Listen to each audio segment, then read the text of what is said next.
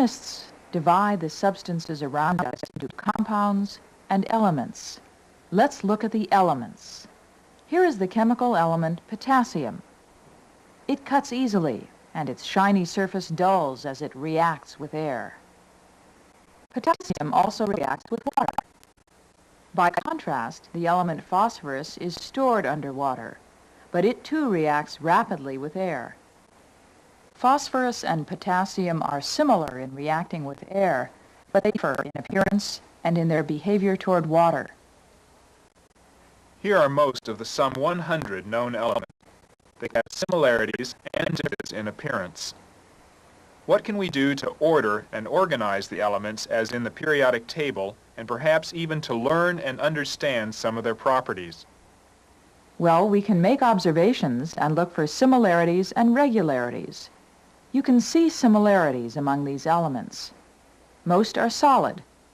Some are gaseous. Many of the solids are shiny. A few are not. Shininess indicates that the element is a metal.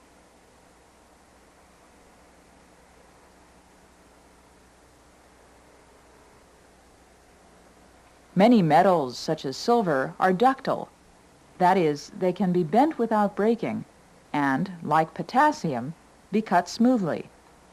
For contrast, sulfur lacks the shine we associate with metals, nor is sulfur ductile. Such elements are called nonmetals. Let's sort the metals from the nonmetals, first using shininess as a criterion. Here are metallic copper, chromium, zinc, samarium. In addition to being shiny, metals are good conductors of heat and electricity. When we touch these probes together, the meter shows high electrical conductivity. When touched to silver, we see that silver is also a good conductor. Let's check potassium. It is ductile and shiny. It is also a good conductor. Silver and potassium are metals. Phosphorus looks non-metallic. It caught fire in air, and so must be tested underwater.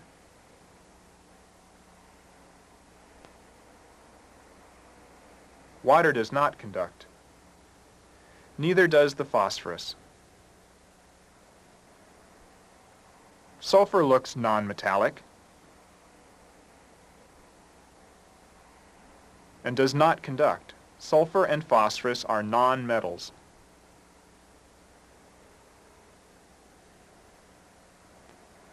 Lithium is somewhat ductile and looks metallic. Like potassium, its clean surface reacts with air. The lithium turns black, except where covered with oil. The shininess and ductility of lithium indicate that it is a metal, so we expect it to conduct. It does. We proceed with the task of sorting elements into metals and nonmetals. Some conduct, and some do not. Here is carbon in the form called graphite. It has little shine, and under stress it breaks rather than bends. Graphitic carbon is hardly metallic in these properties. But look, it is an excellent conductor. It conducts like a metal, but is not very shiny or ductile. When we use the criteria of shininess, ductility, and electroconductivity, we find that there are about 4 times as many metals as nonmetals. Evidence is inconclusive about carbon and silicon. We identified 16 elements as non-metallic. We sort out the elements, which are gases, at room temperature. The atomic numbers shown in red indicate the number of electrons held by the individual neutral atoms.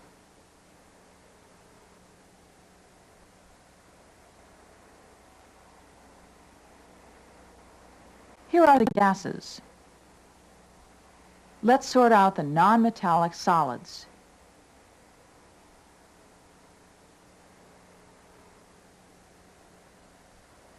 Bromine is liquid at room temperature. We have subdivided the nonmetals into gases, liquids, and solids. Can these gases be further classified on the basis of their chemical reactions? Potassium, we observed earlier, reacted with air. Since air contains several gaseous elements, let's see which of the gaseous elements will react with potassium. This system of glass bulbs and stopcocks allows control of the flow of the gases we wish to test.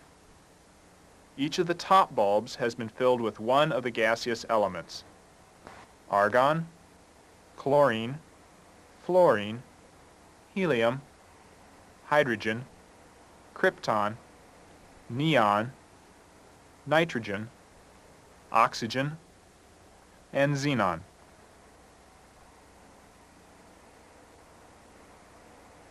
When this stopcock is opened, the gas can leave the bulb. A small piece of potassium metal has been placed in each evacuated reaction tube. Each piece of potassium is coated with oxide, the result of reaction with air. Let's try argon first. Opening the stopcock allows the argon to enter the reaction tube containing the potassium. There is no apparent reaction. Let's try heating.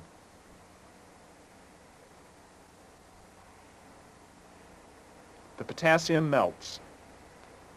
The oxide coat cracks, exposing shiny potassium, which slowly vaporizes, carrying the oxide dust with it.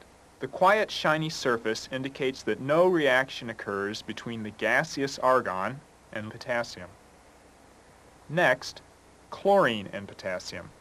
There is no apparent reaction, perhaps again due to the coat of oxide. When heating exposes fresh metal, reaction does begin. Solid potassium chloride forms. Next, fluorine enters a reaction tube. Again, after slight heating, reaction occurs. When surrounded by gaseous helium, the potassium melts quietly. Oxide dust escapes, but there is no evidence of reaction. Apparently, helium is inert toward potassium.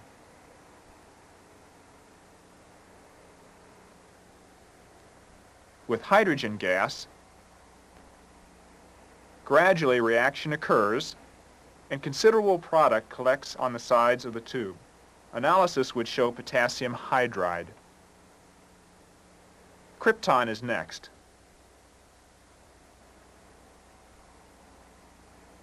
There is no evidence of reaction with molten potassium. Neon is now tested.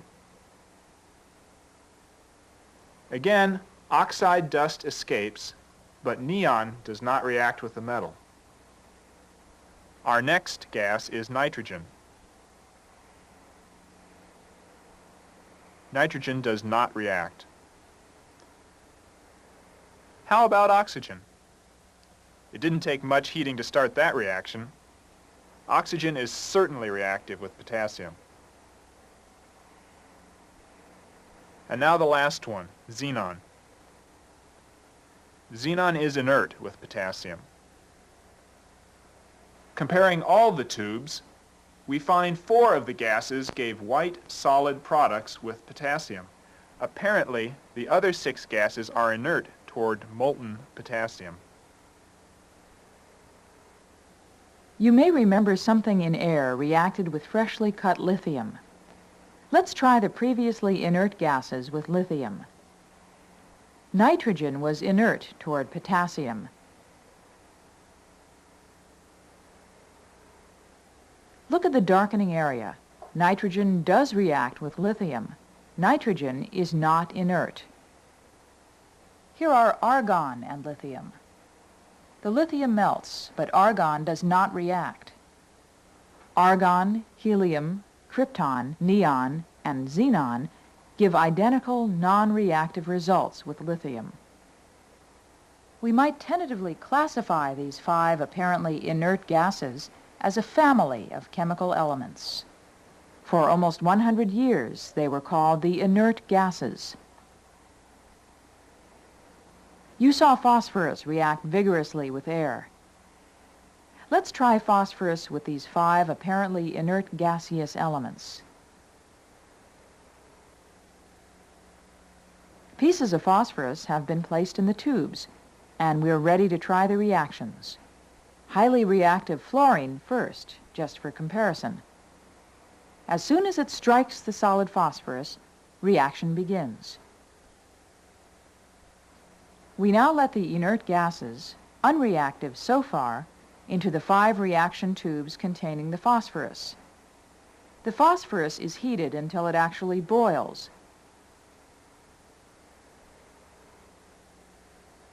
The solid you see on the walls is not from a chemical reaction. It is condensing phosphorus. Again, the 5 gases are unreactive. Let's group these gases together as a family of elements, the noble gases, all with similar chemical properties. Experiments show that the atomic numbers of these noble gases are 54, 36, 18, 10, and 2. This is the number of electrons surrounding the nucleus of each unreactive atom. Now, highly reactive fluorine has 1 less electron per atom than the gas neon. Are there chemical similarities among fluorine and the other elements with 1 less electron per atom than the noble gas family? Are hydrogen, fluorine, chlorine, bromine, and iodine a family? We saw phosphorus react vigorously with fluorine. Will these other nonmetals do the same? Pieces of phosphorus have now been placed in the reaction tubes and all the gas pumped out. We add gaseous hydrogen. Upon heating, the phosphorus boils and condenses, but there is no reaction.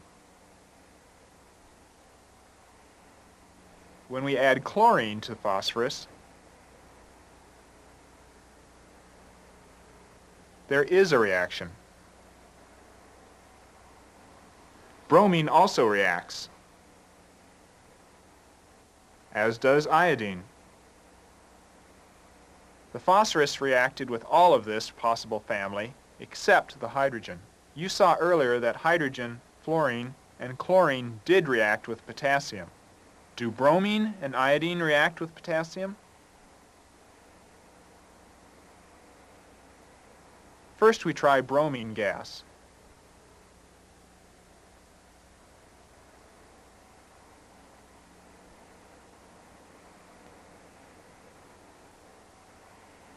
Once the heating breaks the crust on the potassium, reaction starts. Solid potassium bromide forms. Since both iodine and potassium are solid, we have placed the potassium in the inner tube and iodine in the outer tube. Heating gives gaseous iodine. In a few moments, iodine enters the inner tube and reacts with the potassium, producing solid potassium iodide. We remove some of the potassium iodide and the other 4 products and check their reactivity with water. The chlorine compound dissolves quietly. So does the fluorine compound. The bromine compound acts similarly, as does the iodine. When water is placed on the hydrogen compound, it gives a rapid evolution of gas. Again, all but the hydrogen compound are similar. Thus, hydrogen is not usually included in this family of reactive and chemically similar nonmetals, each with 1 less electron than a noble gas. This family of elements, called the halogens, consists of fluorine, atomic number 9, chlorine, atomic number 17, bromine, atomic number 35, and iodine, atomic number 53. You have now observed a good many reactions with potassium, which has 1 more electron per atom than argon. Since the elements with one electron per atom less than a noble gas seem to be a family, you might suspect elements with one electron per atom more than a noble gas would also be a family. These elements are lithium, sodium, potassium, rubidium, and cesium. Potassium reacted with chlorine. Do the other members of this possible family also react? The gas bulbs are now filled with a chlorine, and pieces of the 5 metals are in the reaction tubes.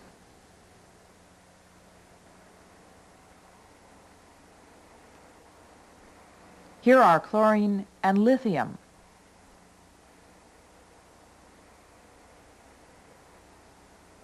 When the lithium melts, there is a reaction with the chlorine, producing solid lithium chloride. Sodium melts. The crust cracks. And the liquid sodium reacts vigorously, producing solid sodium chloride. Here are potassium and chlorine.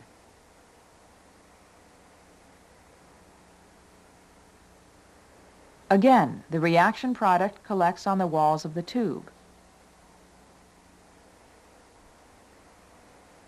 Next, we try rubidium.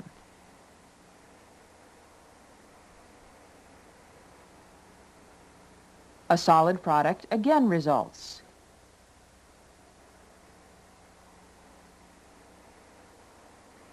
Finally, cesium melts quickly, then reacts, also producing a solid product. As with the family of noble gases and the family of reactive nonmetals, these metallic elements also show marked similarities. Perhaps they are also a chemical family. All these metallic elements are stored under oil, since they react with both air and water.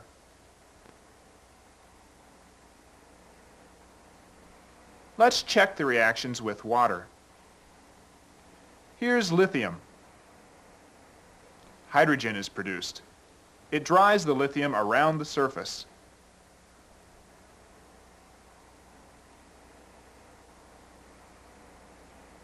Next is sodium. The sodium reacts similarly.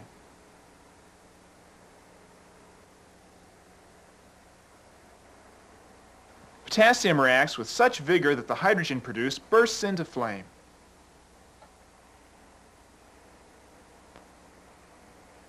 Rubidium is similar. Cesium reacts almost instantaneously. Their similar properties show that we have isolated a third family of chemical elements, called the alkali metals. This 3-column table can be expanded by further experiments of the type we have seen to produce a periodic table of the elements. Each column contains a family of elements. The number of electrons per neutral atom increases regularly in each row and from one row to the next.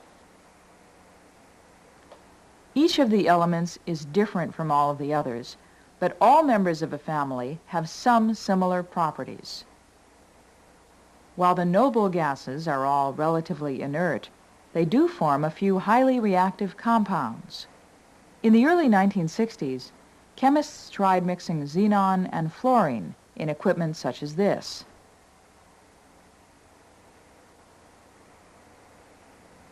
The mixture of xenon and fluorine passes through a nickel tube heated to 400 degrees Celsius. A white solid product collects in this cold trap. Analysis shows the solid to be a pure compound, xenon tetrafluoride, XeF4. Xenon tetrafluoride is extremely reactive. For example, it reacts vigorously with water. Krypton compounds are even more reactive, emphasizing the fact that the noble gases do not form stable compounds. A quick review. We first saw samples of most of the chemical elements, then we studied the reactivity of all the gases. 5 gases reacted with none of the other elements used. They are called the noble gas family of chemical elements. Atoms with the number of electrons represented by these atomic numbers are especially stable both as noble gases and in compounds. We studied the nonmetals having 1 less electron per atom. These halogens, in many of their reactions, gain 1 electron per atom and achieve the noble gas electron number. We also discovered a third chemical family. Each atom of these alkali metals has 1 more electron than a noble gas. Each atom tends to lose its last electron to reach a noble gas electron structure. Thus, the noble gases and atomic numbers are keys to classifying the elements into chemical families.